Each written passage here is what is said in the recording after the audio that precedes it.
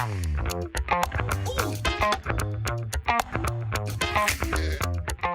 wise man once said that if you get on the wrong train, get out on the next first stop.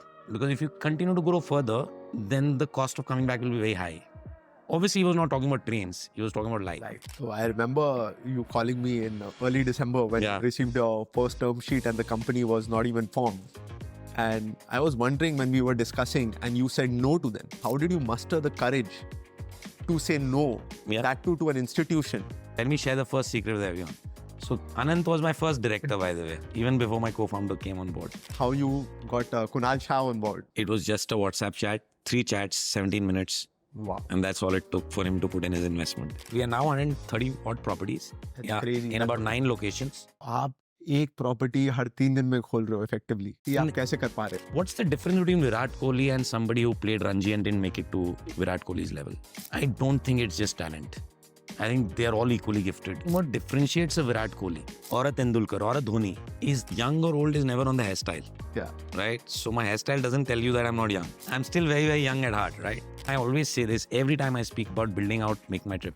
Buying a hotel online is very similar to buying a red t-shirt on Amazon or Myntra. What would you need to do to sell a red t-shirt online is what we had to work to sell a hotel online. I mean, price, content, pictures, the right SKUs, the right sizes, no difference.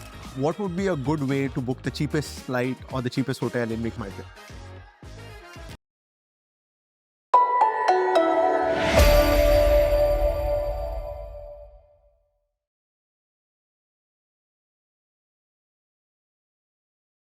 Hi, I'm Anant Kumar and I'm the co-founder of Bridge Hotels. Inside Scoop is a podcast of hospitality. It's going to give you various insights into the leaders' lives. I'd like to introduce my very, very dear friend, Ritwik Khare, who's founded ELIVAAS, which is a short-term vacation rental company.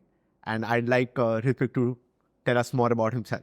Thanks, Anant. And firstly, given our friendship and given what we've done together as the last decade, I'm very, very happy to be the first guest on your Inside Scoop. I hope it's worth it and I hope it's worth the people who listen in. But thank you so much for having me here today. Thank you for coming. Yeah. So yeah, I like Anand mentioned, I've last 15 odd months, we've been building something very passionately. And that something is called ELIVAAS, which is a short-term vacation rental platform, serves 2 people, serves the second homeowner and serves the short-term vacation rental traveler. Before ELIVAAS, I've done 2 or 3 stints, actually 4 stints in a 23-year career. Citibank, Aegon, early parts of my career. And then worked very closely with Deep, Rajesh and Keyur in MakeMyTrip. Set up the hotels business with a fantastic team and a fantastic 8-year stint. Was the chief operating officer for MakeMyTrip hotels team when I left. And then my last stint before I started ELIVAAS was running a B2B edtech school company. So very different 4 industries. And now back to something which I love the most, which is making people travel and making people make memories. So Ritwik, you're best known for your stint at MMT, where you were the chief operating officer and you sort of built out the entire hotels vertical along with Deep and Rajesh. Can you tell us more about it and how you sort of, from where to where did you take the hotels vertical? I think you're absolutely right. One of the best 8 years of my life. I owe a lot personally and professionally to all Deep, Rajesh and Keyur and obviously MakeMyTrip in that sense. Very, very rich stint, not just from a personal and professional accomplishment point of view, but also from a point of view of the kind of relationships I've built, from the kind of learnings I've had. Going back to 2012, when I actually joined the industry, hotels were not sold online. People had no idea how to really sell their properties, sell their inventory online. So we had while the West had embraced this in early 2000s, Booking.com, Expedia had done that in a big way in the West of the world. And we had to do that in India. There were a 5-6 company industry at that point in time. The 3 international names I just took. And there was ClearTrip, Yatra, MakeMyTrip. Like I said, everyone was just about starting in the online hotel space. Fantastic 8 years building out. So the first, you can say if you break it down into 2-year stints, the first couple of years was educating the industry, going out, figuring out, building teams, really, really building out the basic foundational elements. Just like you've always heard, you can build a 100-story building if your foundation is strong or if your foundation is super built for that.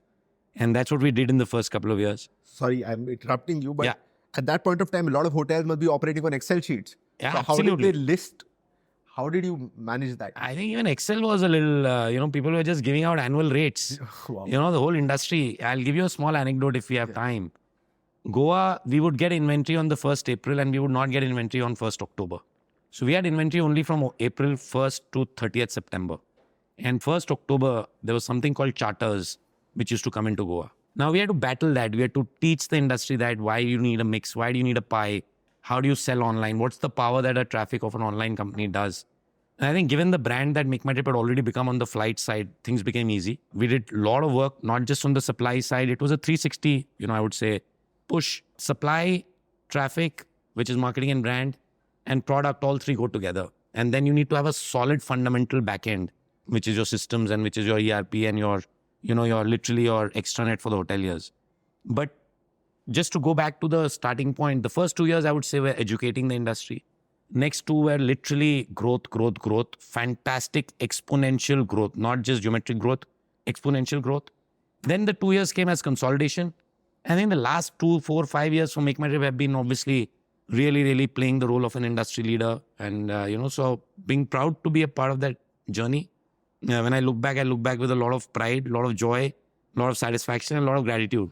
So fantastic stint, yes. Can you give us some numbers in terms of the growth, where how many hotels were listed on MakeMyTrip when you joined, and by the time you left, how many hotels were listed? See, by the time I left is not so material, but I think the first 2 years, first year we went from 5,000-6,000 active hotels to about 30,000 active hotels, first year.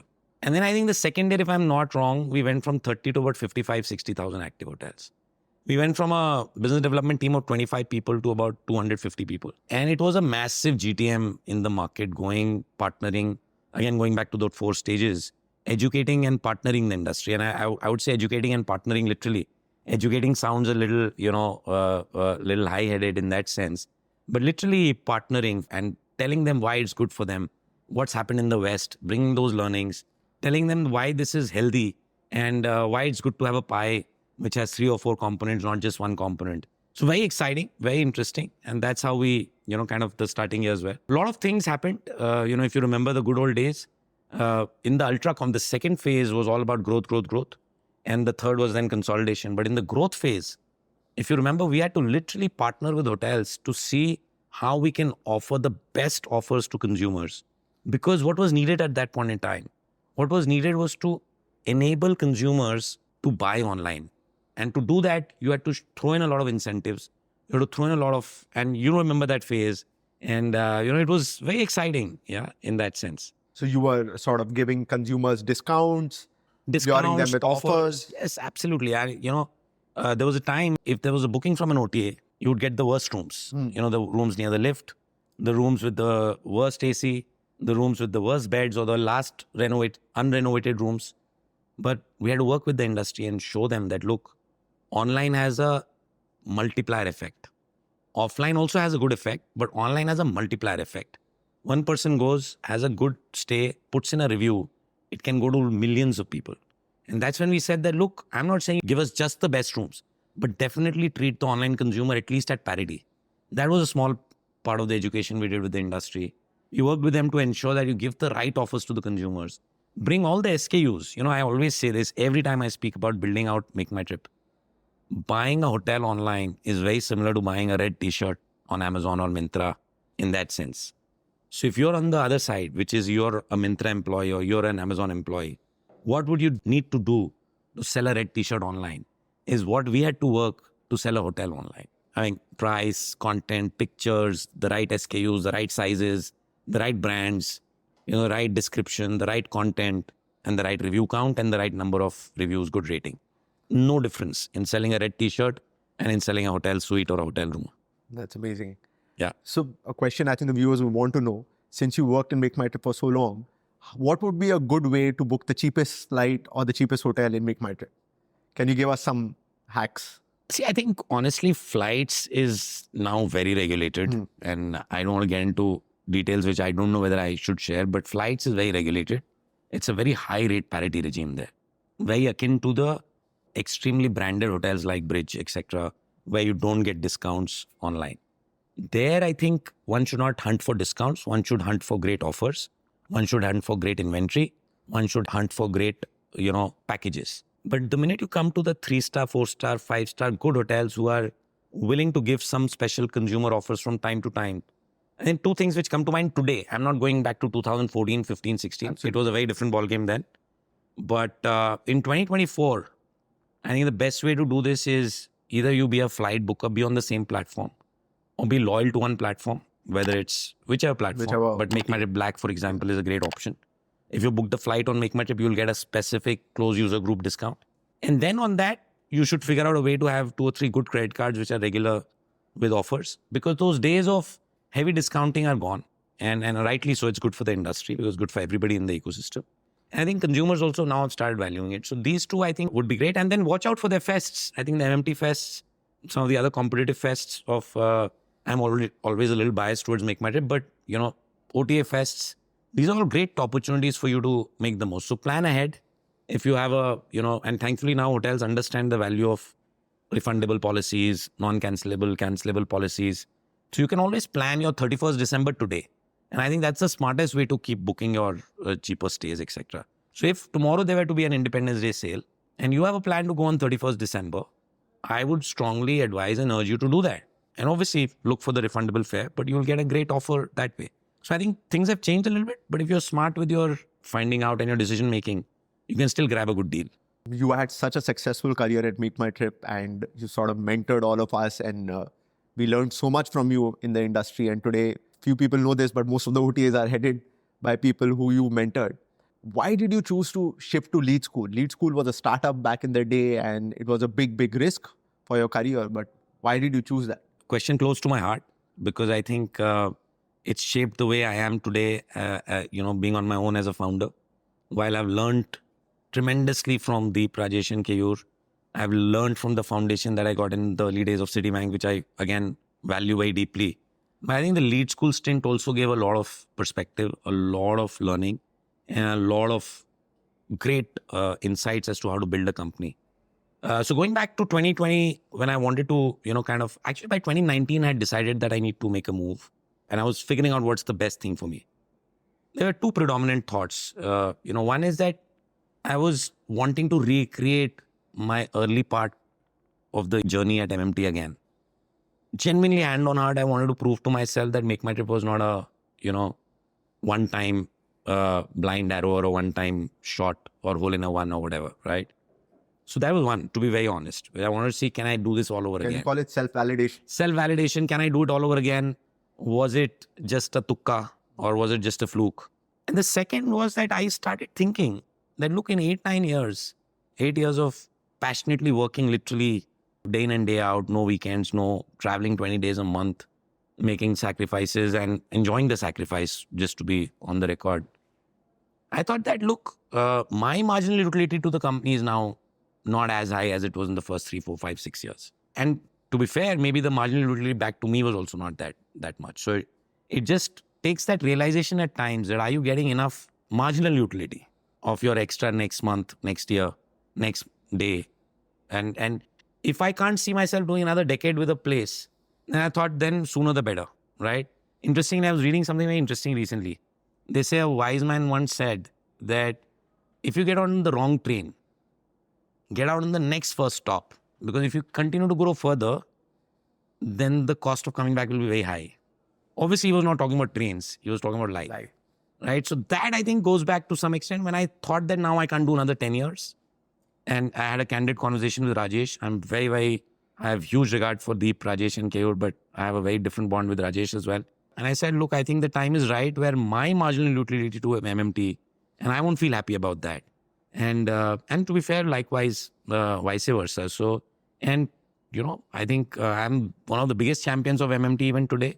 And I know for a fact that MMT always wishes me well as well. Lovely. So what were your greatest learnings from Lead School? Yeah, Lead School, very interesting. So 2 amazing founders, Sumit Smita, building out something which is transformational in the industry. I think 2 or 3 things. We were literally at a very, very small stage in 2020. And we scaled really fast. We were, I think, if I'm not wrong, I think we were 4th or 5th in an industry of 6, 7 players in 2020. And by the time, the next 2 years happened, we were number one, undoubted, in the industry. And I think so that whole 2.5 years of phenomenal scale-up growth was one big learning. The second learning was also empowerment as a leader. I think Sumit Smita kind of taught me that. How do you empower leaders? How do you really let them go? And which actually, not that I didn't have that in MakeMyTrip, but to have it all over again was very, and in the first year was again very, very, very meaningful in that sense. The third, to be very honest, because in MMT, I was doing a very complex job building India and international at the same time. I think this gave me an opportunity to go deep into India.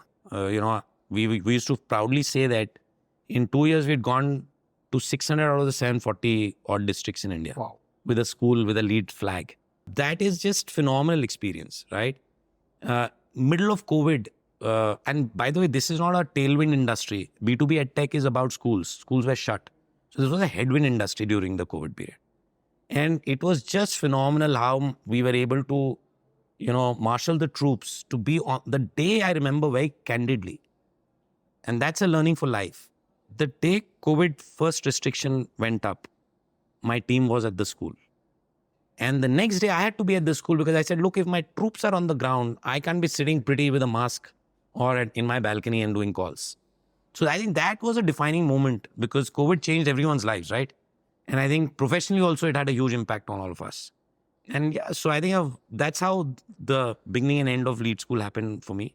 Very, very sweet memories and very, very, happy that I did that stint. Can you tell us about the scale of the business when you joined and the scale of the business when you left?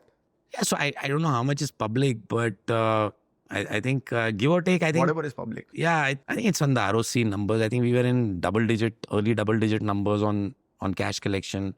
And we went into decent triple-digit cash collection in 2 years. And cash, right? So, yeah, very, very interesting. And why I mention cash is because otherwise... Today, a lot of people talk very differently about EdTech given all that's happening. But cash is cash, right? And it's reported in the ROC. So, it's as real as that gets. But we also scaled from about 200 people Some to ballpark 2,500. figures? Yeah, 200 to about 2,500 people. From about 300 schools to about 2,500, 3,000 schools. Wow. And schools is very tough, right? And I keep saying to my teams, when you are selling to a school, you're selling to 17, 18 stakeholders. So your job is very easy, right? Selling to one homeowner, right? So I think in that scale up to do a 10, 12x scale up in the middle of COVID when schools were literally shut, I think phenomenal growth we had and, So आपने फिर lead school कब छोड़ा? I ended 2022 end.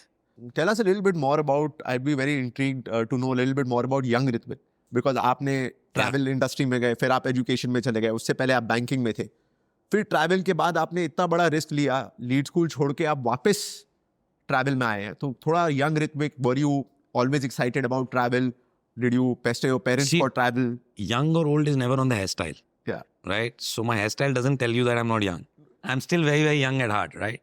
But having said that, I think, so if you see the foundational thing, and I keep talking about this again very passionately, the India that we grew up in 1990s had 2 or 3 foundational differences versus the India where my daughter is growing up today. And the two were that it was a period of teaching us a lot of, challenger mindset, fighter spirit. Not to say that it's not there. Today's kids are more talented. They are more fortunate. And I'm so proud to be in India today building out. And that's, as an entrepreneur also, I see that every day. But the India that we grew up in, I think gave these 2 or 3 fundamental, the fighting spirit, I would say the challenger mindset, even dare I say, and I could be wrong, but I think it was a period of scarcity. So when there's a period of scarcity, you figure out a way to, kind of build your muscle to fight it out. I think that stayed with me, I think from the early days till now. I have also been fortunate that I've literally seen all parts of India. So I grew up in the east of India, then came to the north of India for my middle school and senior school and college. Met my wife in north of India. Then I went to south of India, was based out of Bangalore, running South India for about 7 years again, 8 years. And then now today I spend half my time in Goa, which is west of India, Bombay. South of India was the banking? Banking and insurance. Where? Life insurance. Where were you? This was Citibank, Bangalore, and then Aegon Life, Bangalore. So 2 stints were in Bangalore. I spent 8 years, lovely 8 years. Bangalore without the traffic, mind you. Not today's Bangalore. Right? And schooling was where? Schooling was till class 7th. I was in the east of India on the Bihar-Bengal border in a school called Dinobli School, Maithon. Beautiful stint. I think we were thankfully no mobile phones, no iPads. The only thing we had was 1 or 2 cricket balls, 1 or 2 cricket bats, some stones for a wicket, and I think some courts for badminton, etc. Lots and lots of time just with friends, building relationships, etc. Not being stuck to. So early years were there. Then moved to the serious part of the career, which is I think 8th, 9th, 10th, 11th, 12th. I was in a lovely school called Bluewell School in Delhi. Then went on to SRCC to do my graduation, and then thankfully right after that I had a choice to either become a chartered accountant or an MBA. Went and chose the MBA line. But thankfully one of the things that I think I have is that I understand myself very well. So I knew that I can't see Ritwik Khare as a chartered accountant, but I can think Ritwik Khare as probably a business leader or a sales guy or a marketing guy or whatever. So chose the FMS route, and the amazing education journey in Delhi actually. So then how did ELIVAAS, how did this journey start? When did you leave lead school, and a little bit more about that? Yeah. One interesting thing I used to say in lead to Sunita and Smita, that this is my last job. I would always say that from the pretty much the first town hall that I did to the first group meeting to whatever, that this will be my last job. At that time, I didn't know that the last job meant that this will be the last job and then you'll become an entrepreneur. I thought maybe I'll just do many decades building out education, etc. I think in 2021, I bought a couple of me and my wife, about 7-8 weekends we spent in Goa. We wanted to buy a home for retirement, or at least a summer holiday home or a winter holiday home in Goa. Bought a couple of properties in Goa, and that's when I realized there is a massive issue if you have a second home and you're not in that city. If you have a 100-room hotel, 200-room hotel, you have 10, 12 fantastic brands who will do the end-to-end taking care of your asset and making money for you. I somehow felt that was missing a little bit in our space of second homes. And then I studied a little bit about what's happening in the rest of the world. I figured out what's happening here, how fast is this growing? And I'll come to that later, why the opportunity is so exciting. One of my previous colleagues from the days I used to run a company in Phuket for MakeMyTrip, Karan, at that point in time, and Karan I met during COVID again, his wife used to be a colleague of mine. She used to be in my team. So we used to catch up as families, etc. Karan was in the thick of things of this industry, but solving it for the rest of the world at scale. So willy-nilly, every conversation, we would leave the rest of the gang and start discussing, second homes and what's really happening in the vacation rental business. So then pretty much around end 2022, I had a very frank chat with Sumit Smita that I think my calling lies somewhere else now. And I apologized and I said, but, I've done some bit for lead school and let me, kind of bless me well so that I can start something and build it out. And they're very happy, obviously. So that's where we are today. That's amazing. So then when was the company formed, and a little bit more about the fact that you've named the company after your daughter? Let me share the first secret with everyone. So Anant was my first director, by the way, even before my co-founder came on board. So you know the backstory, but this is more for everybody else. So the naming after my daughter is a very, very unique story. For whatever reason, I think we had decided that by December, we had got our basics in line. December 2022, when I was just quitting lead school. I said I wanted the company incorporated just so that there's no gap between my last working day at lead school and my first day as an entrepreneur. That's typically how I am, right? I can't waste a day. So he said, let's have the company incorporated on 1st of Jan. And the whole of the last week of December, we were trying to figure out combinations, and 3 of my names got rejected. My lawyer called me and said that, look, if you don't do it today, we will not get the registration on 1st of Jan. And I just said, okay, why don't you try Shani Villas Tech Private Limited? It's a corporate name and it was not my brand name. And she tried and we got it. But the rest is anyways not known, but we did not incorporate on the 1st of Jan. We did incorporate on the 2nd of Jan. The original idea was not to name it after my daughter. But now in hindsight, I think it's got me a lot of luck. I think she's the most important person in my life. So I think it's, in a way, maybe it was all planned. So I remember you calling me in early December when you received your first term sheet and the company was not even formed. And I was wondering when we were discussing and you said no to them. And because I've tried to raise funds and we have successfully and unsuccessfully done that over a long period of time. So I wanted to know that how did you muster the courage to say no, that too to an institution? Obviously, we cannot name the institution here, even before the company was formed. Absolutely. And like you rightly said, you've been a part of my journey as an entrepreneur from day one. And 2 or 3 things. we knew that this was a year of the funding winter, so to say. But still, we had an intrinsic sense of what we are building out. And we said that, look, there is certain numbers that we are very sure of that we will be able to build out. Or you can say it was an ambition or an aspiration. That was one. But I think the larger thing, Anant, and you must know this, was people like you and the 20 other angels who backed us. And we said that, look, we can definitely get off the ground. And we can go back to the same partners with a lot of respect and say that, look, we've already created something. They were absolutely right in their assessment of us. A tough industry, tough when I say as in, operationally intense industry, first time founder, all of that. And not the best timing from a VC environment point of view. But I think friends like you, people who just had blind faith, and there are so many more, they're all on my website. I don't want to take names. All of them said, Ritwik, just follow your dreams. We are behind you. And I think that gave me immense power. And I think Karan being there, and then, there were a couple of other people who were advising and helping from the sidelines. And we said that, look, let's wait it out. Let's get some more, traction going. And the rest is history. And I must put on record that that company I have huge respect for. And that individual I have huge respect for. It's something that we both remember very fondly when we chat now. So talking of angels, I want you to tell us how you got Kunal Shah on board, because most of the people obviously knew about you and have huge respect for what you've done and achieved. But how did you get Kunal Shah on? Yeah, interesting. So Naveen is a dear friend of mine from my Citibank days. You know him. He's one of the lead investors backing me from pretty much, again, the same time as you. Actually, you, Naveen and Mohit were the first three, and I have huge gratitude for that. And so Naveen and I had coffee. And he said, do you want anybody in any introduction? I said, yeah, if you know Kunal well, why don't you do that? And he sent a WhatsApp to Kunal, and, and then we got chatting, and then we got he liked the idea, he liked us, and I think he invested in a record time. But I'm told that's how he does his investments, on his gut, etc. But yeah. Well, for the viewers, how much time was it? And was it just a WhatsApp, or did you actually call? It was just a WhatsApp chat, 3 chats, 17 minutes. Wow. And that's all it took for him to put in his investment. Yeah. That's crazy. Another question which I had for you, because there's a lot to learn from you. One of the things is that, how you built your team, because you are very frugal. A lot of people believed in you. The company was a startup. It had barely got angel funding. It was, of course, going to burn money.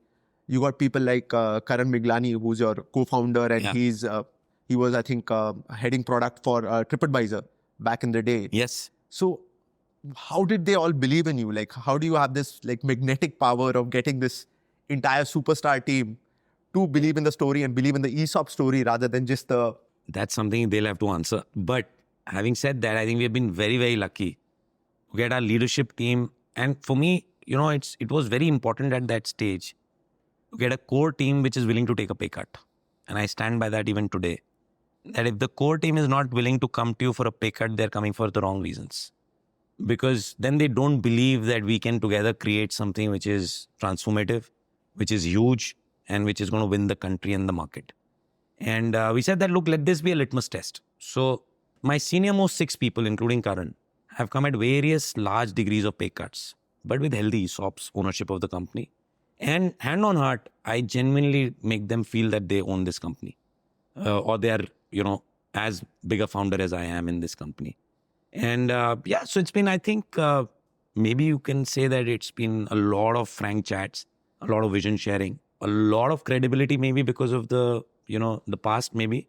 But essentially very candid, real conversations. And I spend a lot of time before I get the senior people on board. I'll share something. I'm looking at hiring somebody senior right now. And I've met him 4 times already, spoken on the time.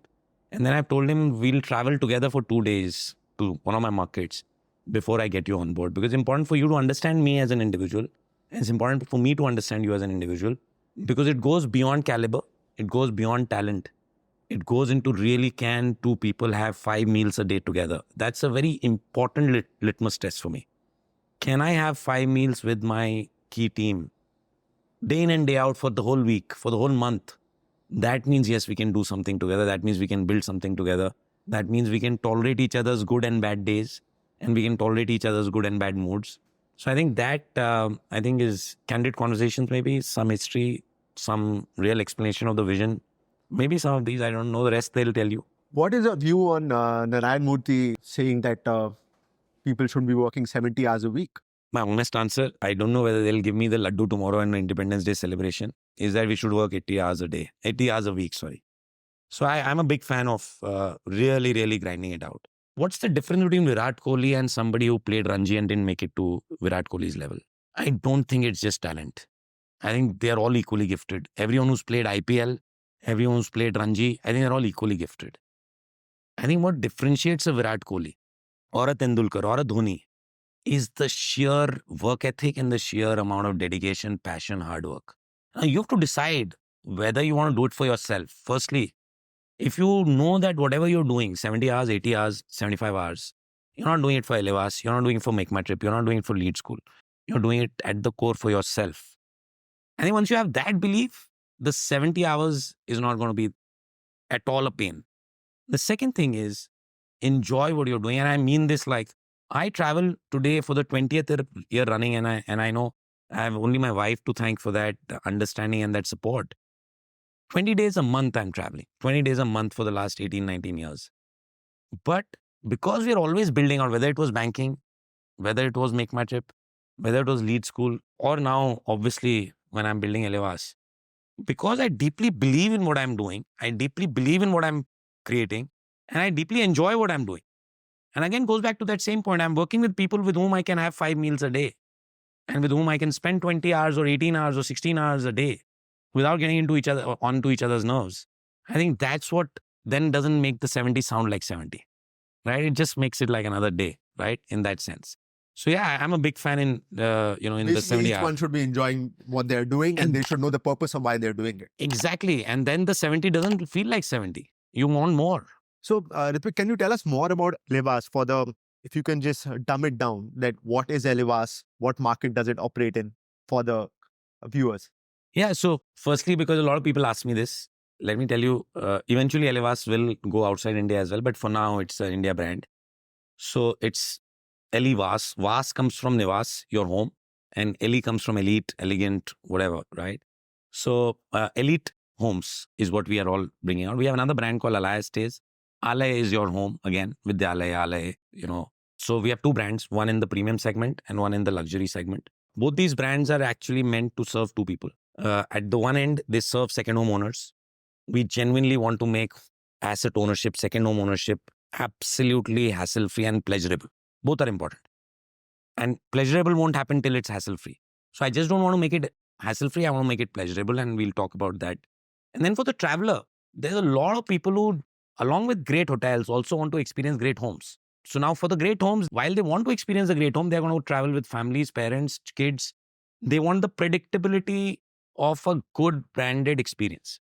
What ELIVAAS is really doing is bringing out untapped second home inventory, private home inventory for travelers to come and experience.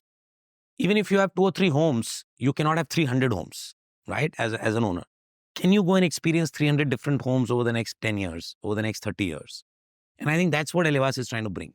How can you enjoy the beauty, elegance, uniqueness of somebody else's home, feel that warmth, feel that hospitality, and backed by a fantastic layer of predictability in terms of security, safety, hygiene, technology? I think that's what ELIVAAS does. It brings people's private homes for other people to, literally relish and have experiences in. So let us say that I owned a piece of land. Could I come to ELIVAAS to build a home, or do I have to have a home which is ready to, it's like a plug and play? A lot of people now today already come to us to consult us. What should I build? How should I build it? We've been very fortunate that in the last year, we built a decent, I would say, credibility in the market. A lot of builders come to us and say, what should be the design of our second home apartment, second home villa for buyers? So at some level, we do play a very strong advisory role at the design stage, at the greenfield stage.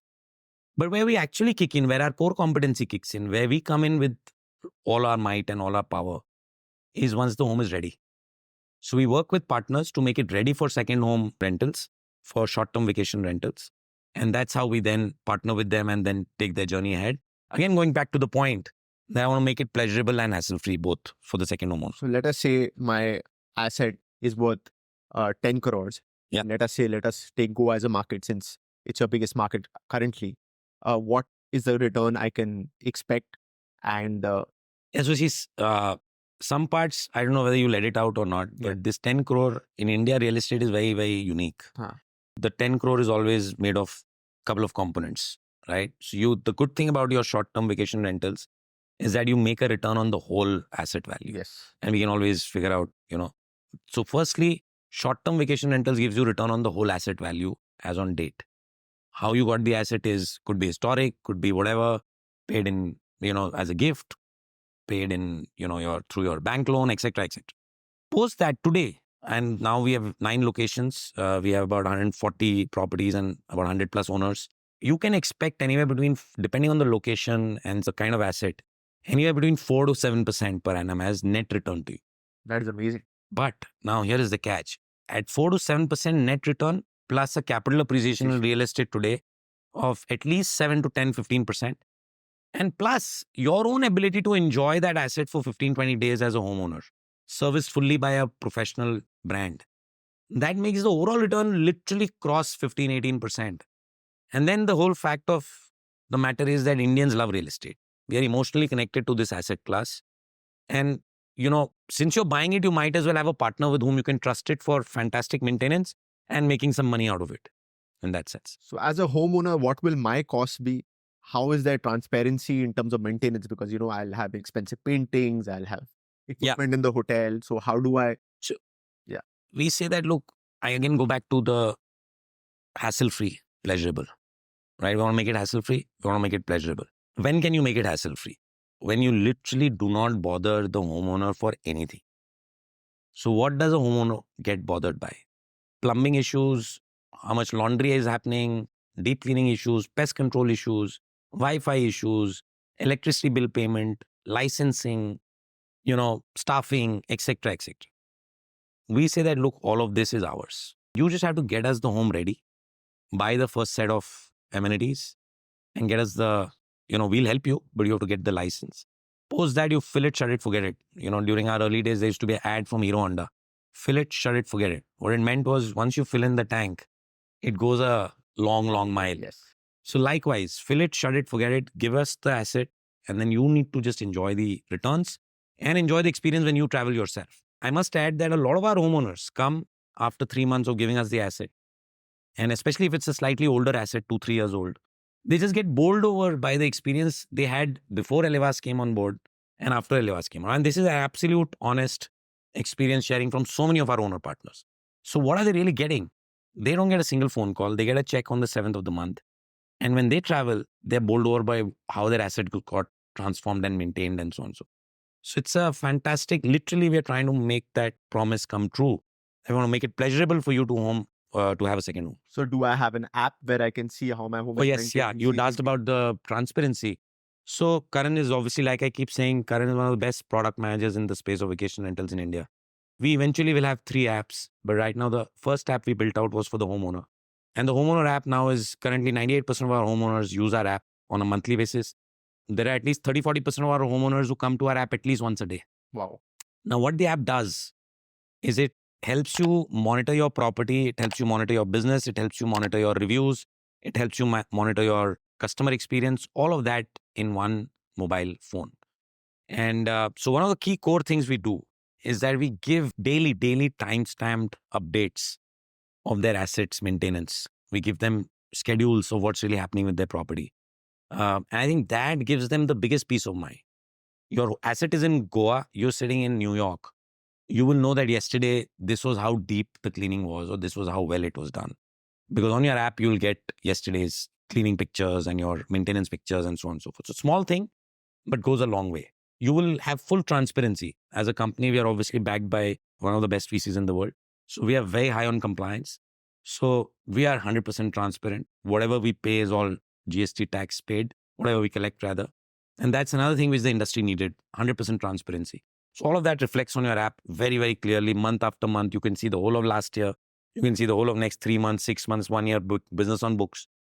And then you also get the pulse of how your consumers are enjoying your homes. So I'm an asset owner, you're an asset owner. And now we deal with so many, you deal with a different set of homeowners or asset owners rather. I deal with a different set of homeowners.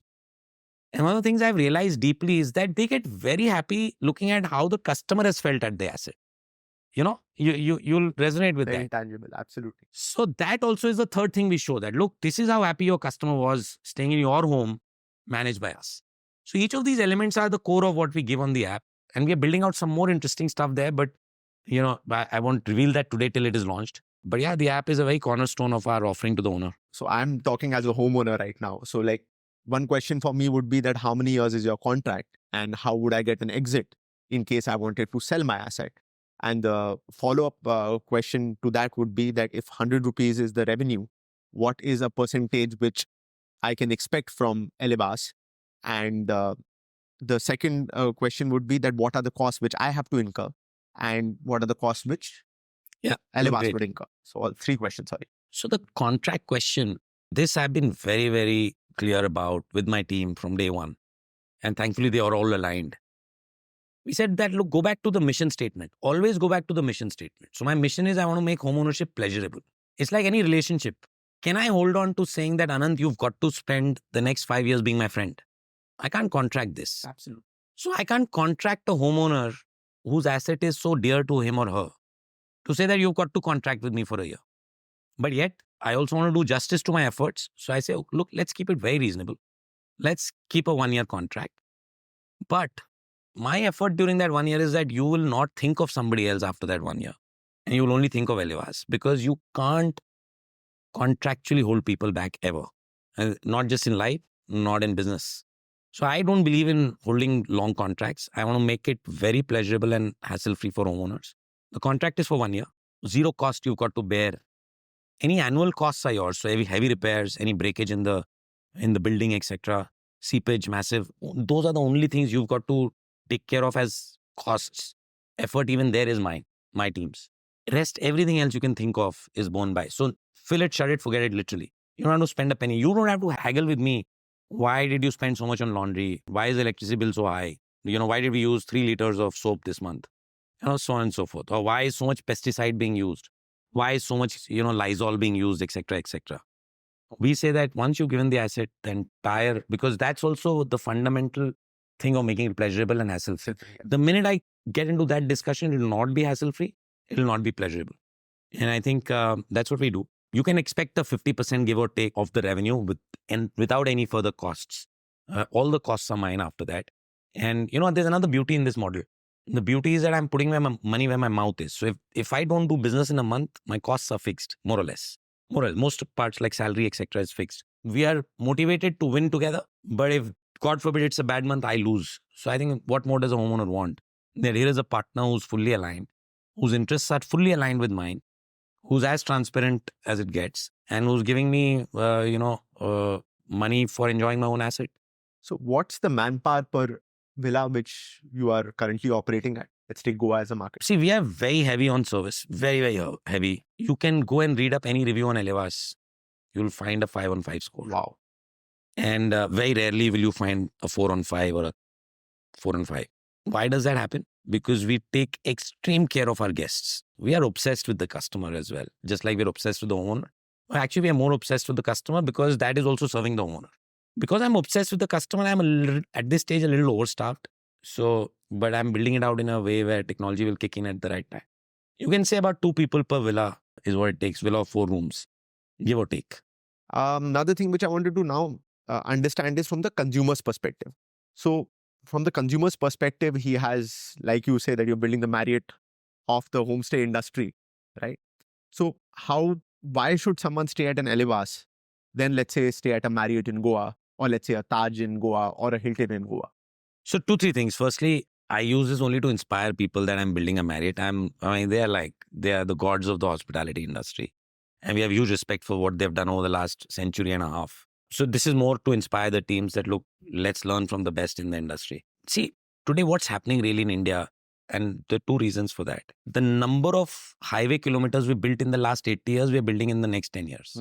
Number of highway kilometers. And more new, more efficient, more swanky.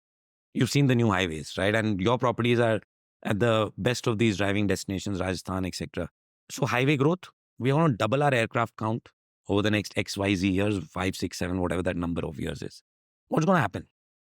People are going to take, they're already taking. Go back to the years when I was growing up.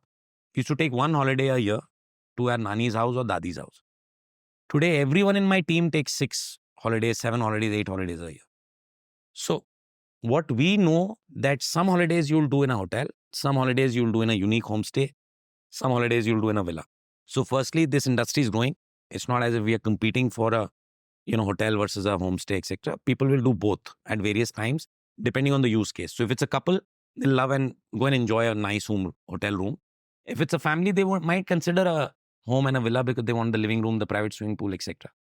But essentially, what we are trying to recreate is to say, whatever experience you get in a fantastic, good brand, and you name the brand, the brands you took, you'll have literally the same experience. And what are those 3-4 things of experience? 24/7 comfort, 24/7 concierge, security to the nth order, hygiene, like very, very critical to hygiene as much as you get in any of the best brands, service, food, rather differently cooked, home cooked, fresh food. And we are building that capability out. The same experiences that you get in a hotel, all of this with a slightly different twist that it's very, very personal. When you go to a hotel, there is a team of 100 people serving 800 people or 200 people serving 800 people. When you go to a villa or a homestay, there are 2 people serving you. That's the essential difference. These 200 are not tagged to any 800. They're tagged to the 800. In my villa, these 2 people are tagged to you. And that's where I think the difference is. That's where the enjoyment is, and that's where the personalization is. In addition, you get obviously common spaces also. Yeah, which I said, the living room and the swimming pool and private, etc. Absolutely. So I wanted to understand from you. I have another interesting anecdote on that, and I must share this. When I bought this second home, and this was before I started ELIVAAS, we went on a holiday. I must have gone on 25, 30 holidays over the last 20 years with my parents. I have never seen her get into the swimming pool of a hotel. But because this was our own villa and it had a private swimming pool, she and her sister, they got into the swimming pool and they had a great time. That was an aha moment, saying that, look, you can do here what you can't do. You want to play Punjabi music at 10 p.m., you can do that. You might not be able to do that in a hotel, right? So it's a very different experience. Yet, if you're 2 people, I strongly recommend go into a nice 5-star. If you're 5 or 6 or 4 people, I think a home gives you a unique experience. And since we take 6, 7 holidays in a year, you should do a mix and match. So another thing, like if I wanted to order a coffee at the middle of the night, is it possible? Absolutely possible. So we have 3 layers of so-called hotline.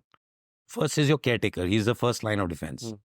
The second is the city leadership, the city layer of people who serve that city. So there's a GM and there's a head of the market, and then there is a supervisor. And then third is our central concierge, which is 24/7 manned. And it's manned by, the central team sitting here in Gurgaon. So one of these 3 will help you get that. And anyways, the caretaker is reachable all the time. So, and they develop that bond in those 3 days already with the caretaker. So the caretaker goes out of the way to help. In fact, to a large extent, a lot of guests say, ki, nahi, aap jaake so jao. We'll make it ourselves. You don't have to worry. But if they want, the caretaker will make it for them. What is the price point ELIVAAS is operating at? So ELIVAAS depends on the number of bedrooms, but we typically come at about off-season at about 10,000 rupees a room, and season at about 12, 13, 14,000 rupees a room. Does that include breakfast? Yeah, I mean, in some properties it is part of the package, but because a lot of people, like Goa, for example, I'll tell you, when we learned it, we said that let's give better value to the consumers and not have a breakfast compulsory package, because a lot of people don't have breakfast in Goa. They go straight for lunch at 1 p.m. because they've been partying till 4 a.m. So they're not having breakfast. So we have both the options. You can choose with breakfast or without breakfast options. In terms of if I have to do local sightseeing, etc., do you organize it or? Yeah, absolutely. So whatever you can think of when you're on a holiday, you'll get it through the concierge 24/7 hotline of ELIVAAS, and even ELIVAAS stays for that matter. So everything you can. I'll give you another interesting one, and these things, they touch me very deeply. So I had a family staying with me in one of our Arpora properties in Goa, and at 4 a.m. the main guest reached out saying, my mother is unwell and I need to get to a hospital. Obviously, everyone was on him at 4 a.m. We obviously got him to the hospital. By 4:15 a.m., my supervisor was already at the hospital and was with the customer till about 9:30, 10 a.m. till the customer was, and the guest was at peace and was, that the problem is sorted. Another interesting one, there was one of my guests wanted Volini spray at about 10 p.m. By 10:22, we had 3 Volinis reaching her. One was reaching from the next door villa, run by us. One I ordered on Swiggy, literally, the early days of our starting up. And third was delivered from our Goa office. So that's the amount of personalization and care that you get. And I think that's what's really setting us apart, because we're just obsessed about the guests' convenience. Which is the best place to book ELIVAAS? Is it your own website or a partner website like Airbnb, Booking.com? See, we are, and this again I'm very passionate about. This also goes back to our conversation in 2012, why a healthy pie is needed. So at the core of our strategy is a omni-channel approach. We do not differentiate between channels. So you can find us on ELIVAAS at the same rates as MakeMyTrip.com, as Airbnb, as Booking.com. And we have an extensive reach of travel partners who will again offer you a similar rate in that sense. And then we are also now very heavy in terms of, you can reach us through Instagram, because that's a big source in our category. And you'll again get the same rate. Our category also needs a little bit of handholding at times. So we have a very strong reservation desk, which will again offer you the same rate. So we are an omni-channel approach. We say that, look, let's not, differentiate and distinguish between channels. And let's try and ensure that whatever way the customer is most comfortable with, they should be able to find an ELIVAAS. And I think that's going to remain a core philosophy for ELIVAAS for times to come. So you look at Airbnb as a collaboration, not as a... Oh, absolutely. In fact, Aman and team are great collaborators, just like MakeMyTrip, very close to us, just like Booking.com. All three, we look at massive collaborators. In fact, I must put on record that all three of them, some a little more than the others, but have gone out of their way to guide us, train us. We're also new in this segment. I've never been running a second home vacation rental company. So they've been guiding us, they've been teaching us, they've been sharing whatever data they can, which really helps us build out the right strategy and the right approach. So absolutely collaborators. So what is the share of online sales for you versus offline sales as a percentage? See, this industry, because if I look at apartments, it's pretty much closer to 50% online.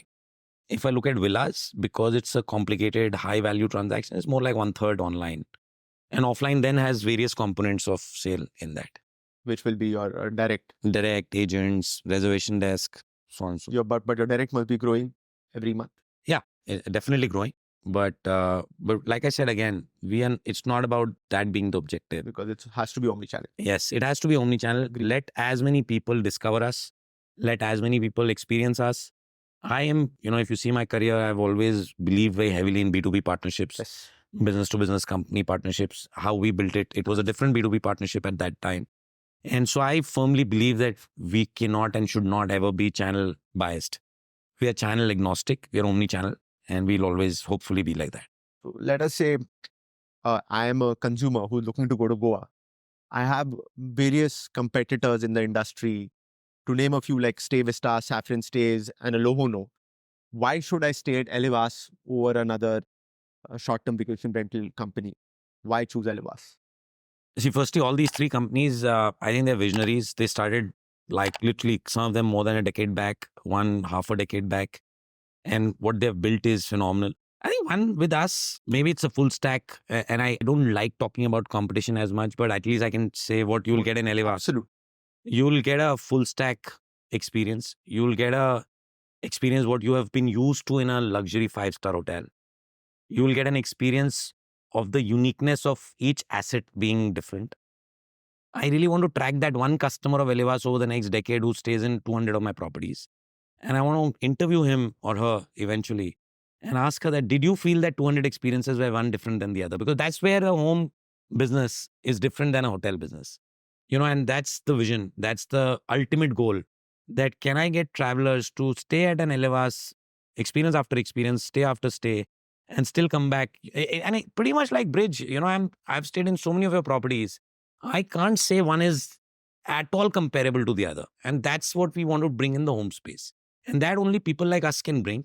And it has its own value. And there are certain times when you want the predictability of the same boxy room when you're on a corporate travel, when you're on a group travel. And that is amazing as well. right? So for us, yes, you'll get unique experiences of a great personal home of somebody. You'll get fantastic space. You get a lot of private spaces. You have the terrace, you have the swimming pool, you have the living room, you have the balcony, you have the dining room, you have, the verandas. And then you will get 5-star service, 24/7 concierge. The two examples I gave you about the Volini and the hospital, real examples. I'm not genuinely I know. very passionate about that. And so you get the best of both the worlds. Tell us a little bit more about your team and about the partnership which you have with Marriott Homes and Villas.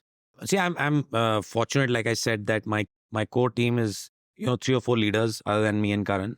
So firstly, very happy that Karan jumped on the bandwagon with me. We have 3 actually leaders now who run the company alongside us, and we will build on that team, and they will build on that team. So I have Vikram, who's worked with me for about 12 years in 3 different companies. He runs my most important West region. I have Aman, who was my first employee, and he worked with me in lead school. So he runs a large part of my strategy, etc. And there's somebody who I've never worked with in the past, Kriti. She runs a large part of our businesses. All these 3 people, like I said earlier, have had the belief that they're building out something big, have had the faith that with Karan and me, they can, invest and risk their careers. And I don't like the word risk, but they can invest their careers in and make something meaningful out of it. And dare I say that all 3 are not chasing money. I'm also of the firm believer that if you're chasing money, I don't think you do the best decisioning in life. Money should be an after effect, should be something which comes by the way of you doing great work and passionate work. And the good thing is, all of the 3 are extremely passionate about travel or startups. And I think that's what, but like I said, we are building on the team. We'll keep adding more talent. Also, thankfully, the layer below that, what these people have brought in with their own investments, etc., of time, etc., is again a phenomenal set of young people. I believe that in the mind, definitely you should be young. And if you're young in the mind, you will achieve anything which is laid out to you. Marriott Homes was an interesting partnership.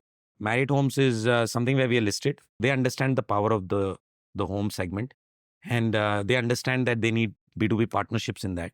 So all our homes are listed in the Marriott vacation rental site. And yeah, it's early days of the partnership. It'll continue to pan out. And we look at them as a very strong visibility partner.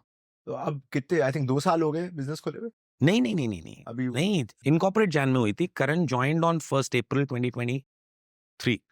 Joined the company. So we started our first working day on the 1st of April. But our first check-in happened in July of 2023. so it's been a So year. we are about 13-14 months. So we are in our teens. तो अब size कितना हो गया कितने So now, we haven't talked about it, but maybe in the first time I shared it earlier in the talk, but we are now 130 odd properties. That's crazy. In about 9 locations. And we are very, very, excited about how the love that we're getting from our homeowners. Yeah. So we are about 130 properties, give or take. तो आप एक property हर 3 दिन में खोल रहे हो effectively Yeah. And अगर literally. आप एक प्रॉपर्टी 3 दिन में खोल रहे हो तो उसे स्टैंडर्डाइज करके मेंटेन करना हम लोग को तो 9 प्रॉपर्टी चलाने में मुश्किल हो जाती है आप नहीं। कैसे कर पा रहे नहीं तो एक तो देखो आप ये समझो कि हम इतने बड़े स्टैंडर्डाइजेशंस नहीं कराते हैं. हर यूनिकनेस है होम की. हमें एक बेसिक्स चाहिए, बहुत बेसिक्स चाहिए. We want every home to be unique. I don't want to plaster it. I don't want to paint it up, right? We will, yes, obviously it has to pass the muster of your quality control and everything. And then it has to have the most hygienic linen, etc. And the rest we take over anyways. So we have, brought down a very razor sharp, though not yet tech enabled, but eventually we have a plan there. We have a very razor sharp process of how do you, in fact, like I said, one of the leaders, Kriti, she runs that space for us. So very, very, there's a whole SOP from the time we contract to how we go live. It's very, very well defined. So where all And again, hassle free for the owner. amazing. Where all can I find an ELIVAAS apart from Goa in India? Yeah, so right now, obviously, Goa is where we took birth. And Goa is my favorite destination in the country. That's why I said retirement home in Goa eventually. But Goa, then in Himachal, we have Kufri, we have Shimla, we have Narkanda, and we have Kasauli. We have Jaipur and Udaipur in Rajasthan. We've just pretty much just launching Lonavala now. We will launch the rest of Maharashtra soon. And we have Nainital in Uttarakhand. And one of the most interesting destinations is that we have a lot of properties in the Delhi area as well. What would you consider the most underhyped travel destination in India? Personally, for me, I think where there's a lot of potential. I think wherever there is a massive feeder market by a highway or too many flights coming in, but especially a highway, I think is a fantastic destination. So markets like Ranthambore, markets like Coorg, markets like Udaipur also, because of Ahmedabad, Udaipur, Chamcha. There are some interesting forest spaces coming up in Maharashtra, which are very close to Hyderabad. Then even markets like Uttarakhand. So I think there is no dearth of what we are building out, and this amazing highway growth. You see what's really happening. Let's step back. Go back to 2020, then go back to 2000. What was the best car you drove in 2000? It was maybe I had a good, decent car, but not the Innovas and the lovely, BMWs and Mercs today. So today people are buying Mercs and BMWs and Audis like never before. We have highways like never before. What are you going to do? You're not going to drive the highway in Gurgaon and Bangalore traffic. Every weekend, you're going to take out your car and take it to the closest destination. So Kasauli, Udaipur, Coorg, Lonavala, or name it, right? And these are all underhyped or high potential. Ranthambore today, fantastic example. Anand, I'm a big Ranthambore fan. Used to take me 8 hours to reach there earlier because I'm obviously a cautious driver, etc. Last trip I did on the 31st of December, 4 hours, 10 minutes, flat with a stop. Now just imagine this, 8 hours, 4 hours, 10 minutes. Don't you think people will flock there eventually? 100%. There's a lot of inventory coming in Ranthambore. And you don't need an airport. Delhi will fill it. So Jaipur will fill it. apart from India, where does ELIVAAS want to go next? There are like 60% of hotel owners in the US are of Indian origin. Is US going to be a market, or is Southeast Asia? And can you give us a bit more about the size of the industry and where you sort of fit in and what market share do you want to achieve? I think we'll definitely be in the UAE market for sure. There's a fantastic India-Dubai corridor. So can we see ELIVAAS in Dubai by the end of next year? Maybe more like 26. 26. More like 26. But, sometimes you get surprised, right? So definitely not 27, but who knows, 25. But definitely the India-Dubai, India-UAE corridor is very, very relevant for us. We want to get into eventually any 5-hour flying distance from India and not beyond. So I tell my team, we won't go to the left of Dubai or the right of Indonesia. And that's the plan, but let's see. So we have and the size of the market India is, I think, today a vacation rental 3.5 billion market, but 2 critical points. Supply side growing at 30% YOY. Hotels grow at 3 to 4% YOY. And demand side growing at a good 50% plus. Hotel demand grows at 8, 9, 10%, on good years. So why did ELIVAAS get born? Why did we start ELIVAAS? There are very few industries where supply and demand grow at such a healthy pace. So, I don't care about the size of the market today because I'm not building a company for 2024, 25. I'm building a company for the next decades. 3.5 billion is just... 3 billion is today's broad market estimation for India homestays, travel, How many homes? See, it's again a well-kept secret and I don't want to talk about the number, but all I can tell you is that the number is many times over the number of hotels that you have and growing at 30% versus 3%.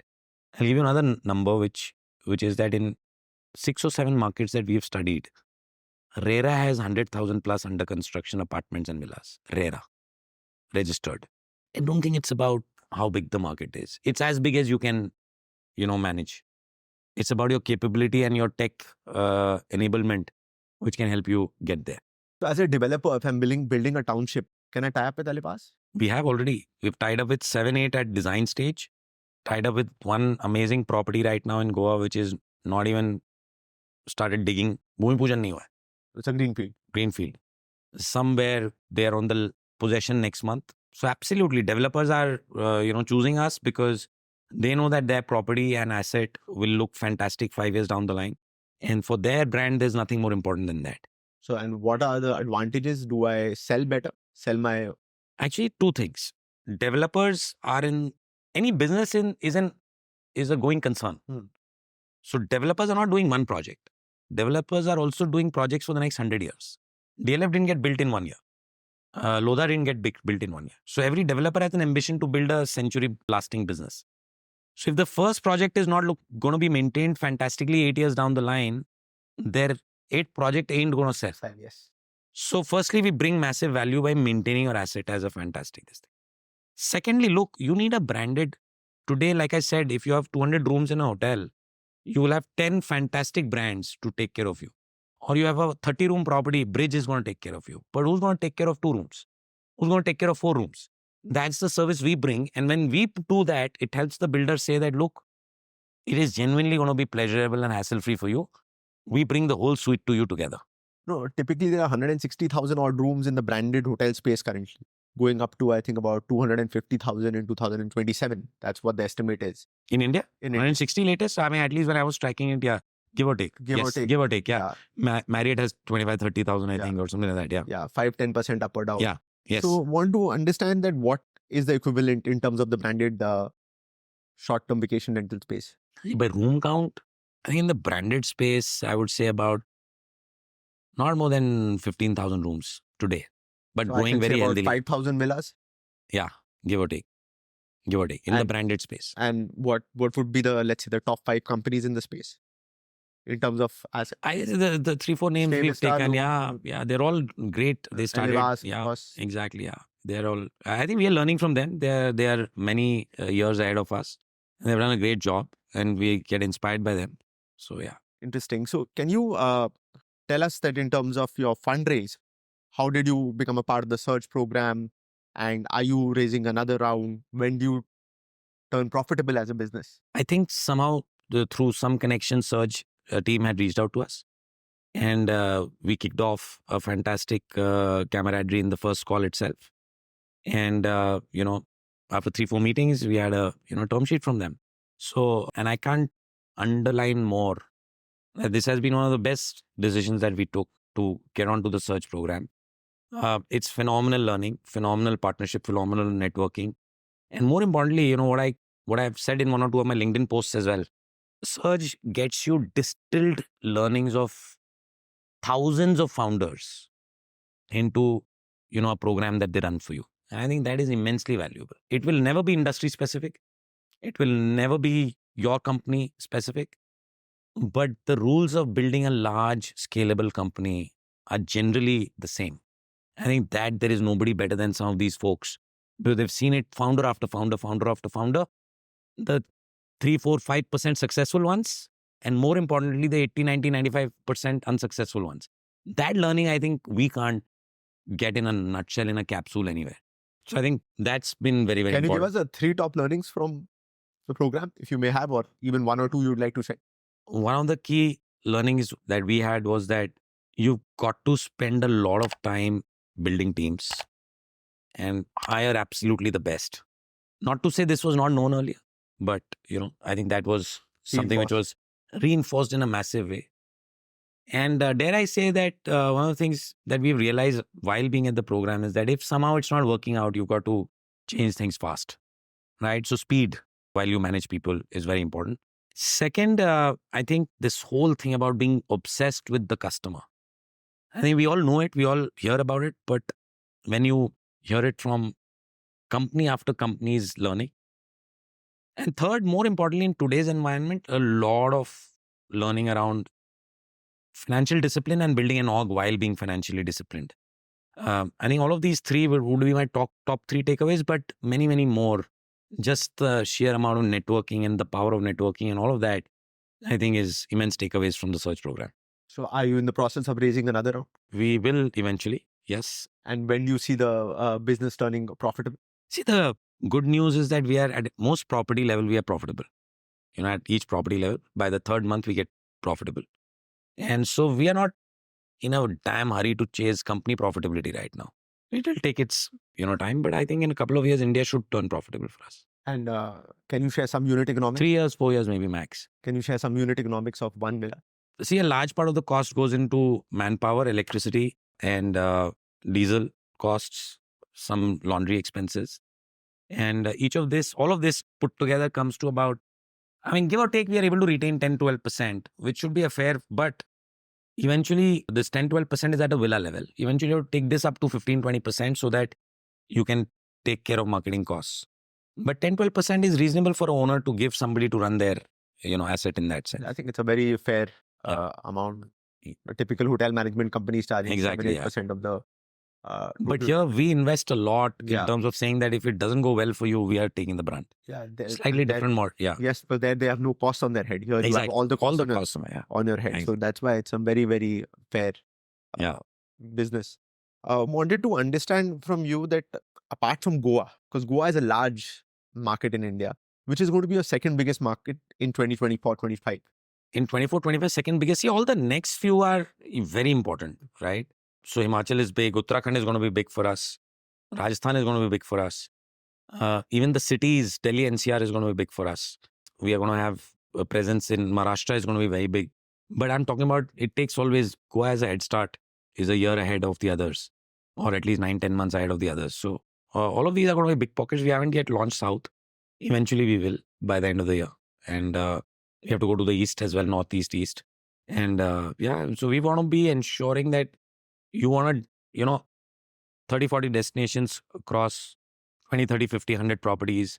You're never spoiled for choice, wanting to get a unique experience. So you would say that Goa, Himachal, Rajasthan, Uttarakhand, and NCR Maharashtra, NCR would be the for now. For now. But we will launch the rest of the country very soon. Do you also franchise your brand? If I wanted to operate my own villa? Only in one or two cases, because the owner had a very deep relationship and said, I will do all your standards. And they were in a market where we had not launched operations. So, I mean, it's not a model we allow or we push. But in some specific relationships, we have 2 other properties of that partner. They have a request saying that, can you, like I have a property in Nimrana. So, yeah, but that's not the model that we either allow or we push. But in unique circumstances and relationships, we've done once in a while that model.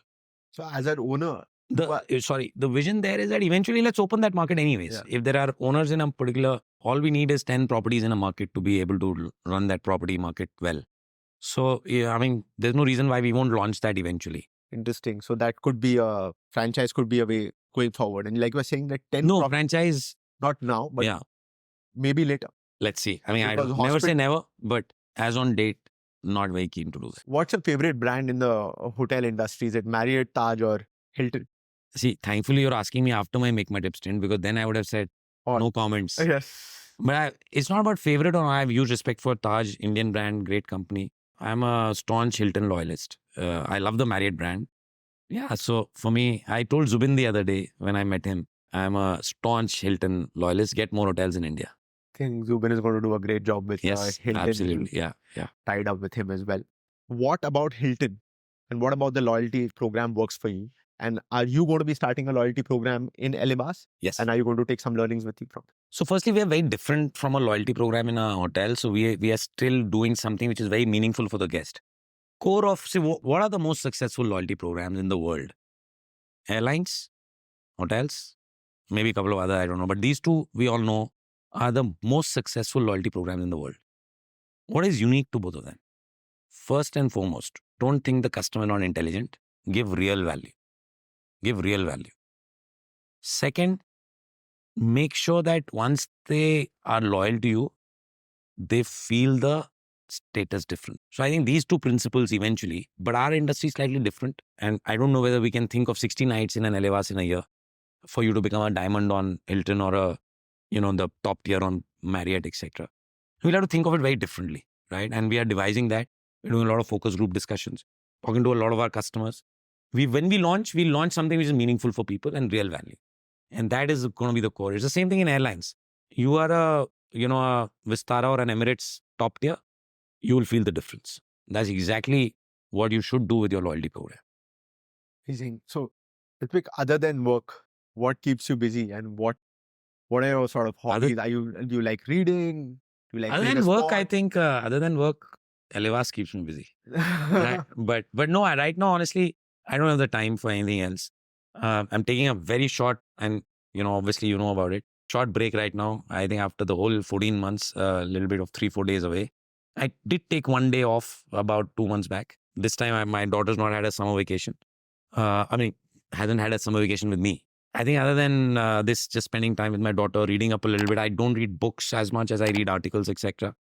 And spending time with people, my friends, even all of you angels who've been backing me. I like spending a lot of time with all of you.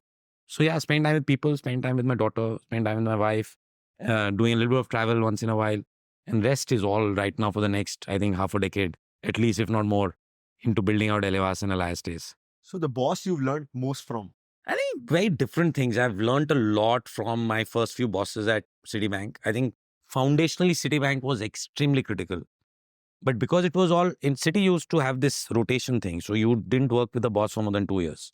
But in MakeMyTrip, I worked for Deep and Rajesh for 8 years. I think इन तीनों से एक ही चीज सीखी कि 15 साल बाद भी किस पैशन से काम कर सकते हैं.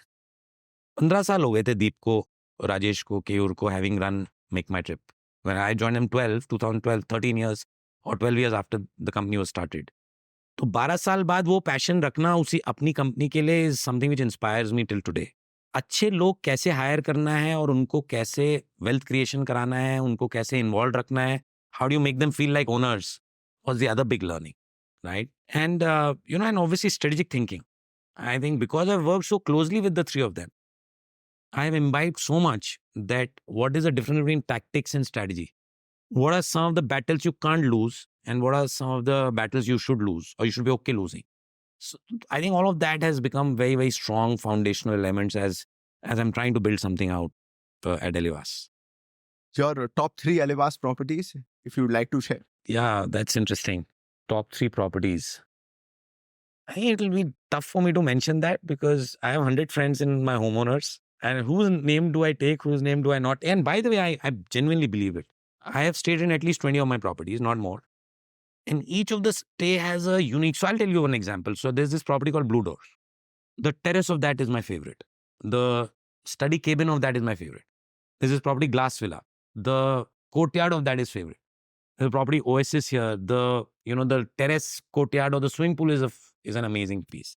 There's an interesting property we've had and we've got in Nerul. The jacuzzi is outstanding. There is a property in Shimla, which in fact that was your friend, which has this whole wooden structure with a steam sauna. That's my favorite there. So it will be very difficult for me to say there is these X properties which are my favorites. There are some amazing farmhouses here. We've got this amazing property in now in Lonavala, which is again has its own charm and its own beauty, right? So I think I look for a unique something in a property and that should excite me. One corner where I'm happy to spend 2 hours with myself. One corner where I can spend 2 hours with somebody sitting and having a coffee or a drink or a conversation. I think that's what makes a property fantastic for me. It doesn't matter how big or super luxury the real estate is. Is Ritwik a beach or a mountain person? Beach first, mountain second, but definitely both. Why did Ritwik want to retire in Goa? I just love the beaches. I think there's no other Goa in India. I think it's a good combination of wanting to have a relaxed lifestyle along with a good set of friends, along with great weather throughout the year mostly. And I don't mind the heat. I love the beaches, etc. in that sense. So Goa, I think, is just, I just seem to have this emotional connect with Goa, which is very difficult to explain. But yeah, I like the whole vibe of the place. I like the weather of the place. You're a I North like Goa the beaches. person, South Goa person. You've got to experience both. The last time I was there on a vacation was South Goa. Previous time was North Goa. Yes, and as a rule on my vacation, I don't stay in an ELIVAAS. So I don't stay in an ELIVAAS property. Coffee or tea? Now coffee. 3 years ago, tea. Lovely. Now black coffee. I know you are a black coffee guy. Of course. Yeah. Any book which you'd like to recommend? Can I be genuinely candid? Yeah. I would recommend the Bhagavad Gita. So I'm a big follower of the Bhagavad Gita, Krishna follower. So yeah, I think there's no more powerful book than that. So tell us about your spiritual journey. We'd be intrigued to know. Fortunately, part of this program called Gita for Visionary Indians, but most importantly, right from early days, because of the family background, etc., we've been very connected with various religious Can you places, tell us more etc. about the background? So my Nanaji used to be a devotee of one of the gurus in South India. My parents have been very deeply involved. All my uncles, aunts have been very deeply involved with some of the other, so foundationally very spiritually wired. And I have been going to Vrindavan since a young age. So I felt that I've always had a little bit of a different connect with Lord Krishna. Yeah. And now I have been following so I used to read the Gita even back in my, early school days. And now I've restarted that. And I genuinely feel that it's super powerful, super calming, and super empowering that that you have some anchor. in life. It might be, I don't know, might not work for everybody, but works for me. Which version of the Gita would you recommend? I'm currently reading the Srila Prabhupada version. Yeah, so Is it available on Amazon? yeah, absolutely everywhere. It's a ISKCON version. Yeah, the ISKCON version. Yeah. So is it easy to understand? Yes, plain simple English. Plain simple English. I mean, as easy as it So gets. how often do you go to Vrindavan? Not so often, but we do have a weekly catch up with devotees, etc. So that I definitely do religiously, unless I'm like on that time on a flight. That's Right. crazy. Yeah. So I want to say this, that when Ritwik, I used to be waiting outside the MMT office and, trying to meet the assistant managers of area managers of, and Ritwik was vice president or senior vice president back in the day in MMT. And after spending 5-6 months just visiting the office, waiting for a couple of hours for his juniors to meet me, one day Ritwik met me and he sort of took me under his fold, and our entire business turned around from there. And I truly believe that a lot of mid-market chains in India, whether it is, to name a few, you can name Justa, Royal Orchid, Fern, us, Clarks. We have a lot to thank Deep, Rajesh and Ritwik for our growth and existence in the market, because he's really helped and promoted young people all his life and made a huge impact in their life. I think one thing about Anant, let me tell you, he's extremely kind with words always. And one quality I keep getting inspired by all the time. But yes, more importantly, I think it's not about age or the roles we play, but it's about the extreme trust, transparency, and friendship you enjoy with each other. That makes the partnership even more enjoyable. So yeah, we've had some great times. We've really enjoyed doing this together. So Ritwik, Ishani is a big part of your life. Absolutely. What is it that she's teaching you, and can you tell us more about your relationship with her? Like, is she the head of the relationship or you? I mean, what do you think? What do you think? Absolutely her. Yeah. Absolutely, she's the head of the relationship. And I enjoy it like that, and I want it like that, and I hope it always remains like that. A couple of things that I think the youngsters teach us, and Ishani obviously does that. Whatever she does with a lot of passion, right? So whether it's a dancing, whether it's some of her subjects, etc., or recently she did one project with the Formula One cars. She does with an extreme passion, and I think I learned that from her. And the second thing she teaches me, which I need a lot of, which is to be more calm, more composed. I think she does that as well. So yeah, I mean, a lot to learn from these youngsters. They also, are very tech savvy. Some of the early inputs on my brand came from her, and very, very interestingly. And, I enjoy the conversations with her, especially about business, especially about building customer trust, etc. And she gives at times these aha moments, unique insights. I genuinely enjoy discussing my business with her. So behind a successful Ritwik is an even more successful Jayashree. Absolutely. Can you tell us about what she does and how she's inspired you? So first and foremost, so Jayashree and I go back to our school days. We met in class 8th. She's the absolute rock solid support. She's given me the freedom to, and been guilty of that, but literally build out, ELIVAAS at this juncture. She was the biggest inspiration behind ELIVAAS as well. When I say inspiration, obviously being a homeowner along with me, which was the first asset where it all started. But secondly, more importantly, giving me the confidence. It's a big step, right, for a career professional to jump at the age that I did to become an entrepreneur. I think would not have happened if she didn't give me that confidence. That if that you're going to be happiest doing it, as an entrepreneur, and B, giving the comfort that it's fine, it's absolutely fine. What's the worst case which is going to happen? And lastly, most importantly, being that support system which says that giving me the freedom, because building a company needs tireless hours, especially in the first few years, if not decades, and first few years for sure. And I think, just holding the fort back at home is a big. So she's absolutely behind me. She's a clinical psychologist and a global brain health fellow. She's an expert in the mental health space in India. I think she's helping you calm down. Oh, absolutely. Absolutely. She and Ishani both.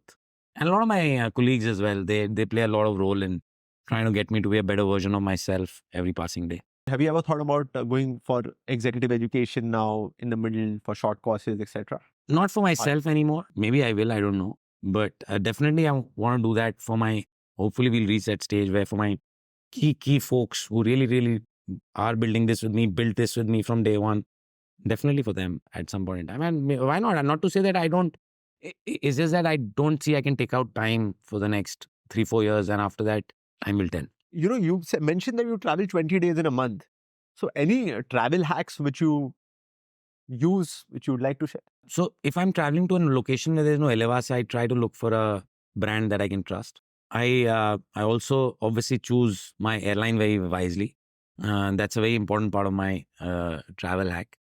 And like I said, because I travel with people who are building this with me, it's very important first to hire the right people, because eventually, if you do not, get along with your core team, or if you do not enjoy their company, it's going to be very difficult to build out something. So whether it's a Karan or a Vikram or a Kriti or a Aman, unless you build it out with the right people, I think travel is always going to be painful in that sense. I'm a big Vistara loyalist.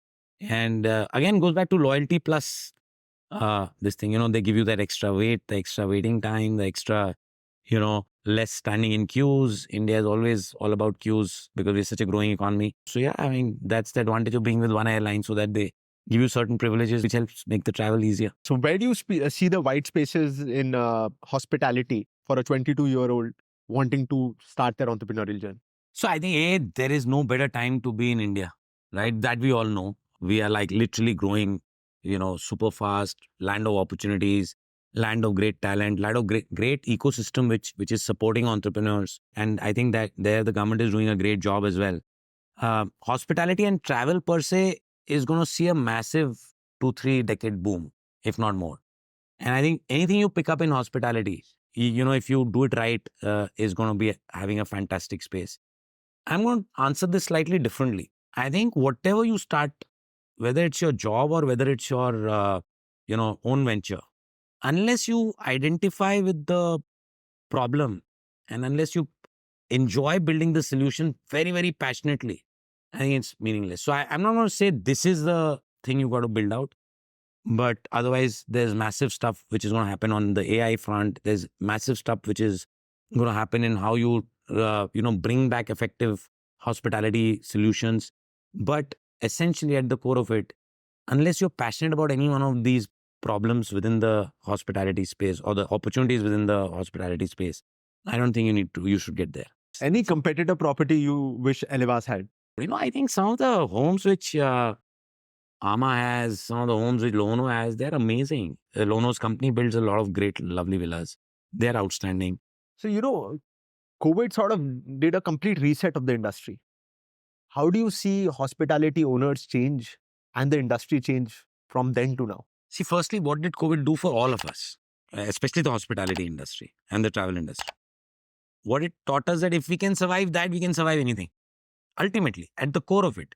So if the industry could survive COVID, we can survive anything. So that's the first key takeaway from the COVID times. And the second, I think people have understood that, look, you've got to build really meaningful experiences for guests. It's not just about the room. It's no longer about the room. It's what you offer as a whole complete package. And thirdly, I think people will now work harder and harder and harder to retain guests who have stayed with them and to leverage technology and data like never before. So I think some of these things have become technology and data for what? Technology and data for retaining customers, technology and data for offering fantastic experiences, and technology and data for cutting down costs are the few things which are just going to continue to keep getting better and better and better in our industry.